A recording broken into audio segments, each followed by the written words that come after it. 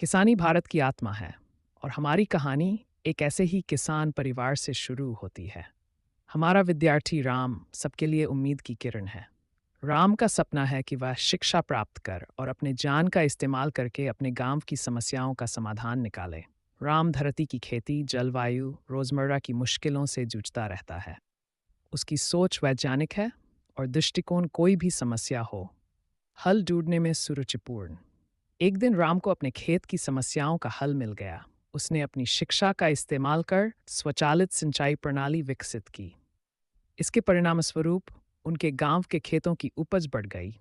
उसकी कहानी उम्मीद की किरण है, बेहतर भारत की कहानी है। एक किसान के बेटे ने अपने विज्ञान के ज्ञान से गांव की समस्याओं का समाधान किया और उसने अपने सपनों को उड़ान दी। एक समय की बात है, नदी के किनारे एक छोटे से गांव में, जहां एक गरीब किसान रहता था। उसका चतुर बेटा हर दिन मिट्टी में अपने हाथों को मैला करता था, लेकिन उसकी आंखों में हमेशा एक नया सपना होता था।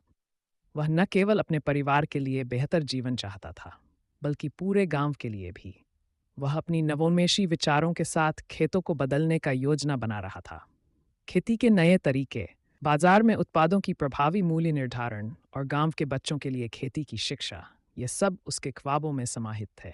यह कहानी उसी संघर्ष की है, जहां एक गरीब किसान का बेटा अपने सोचने वाले दिमाग और मेहनत की उम्मीद से सबको अपने खेतों के सपने पूरे करने का रास्ता दिखाता है।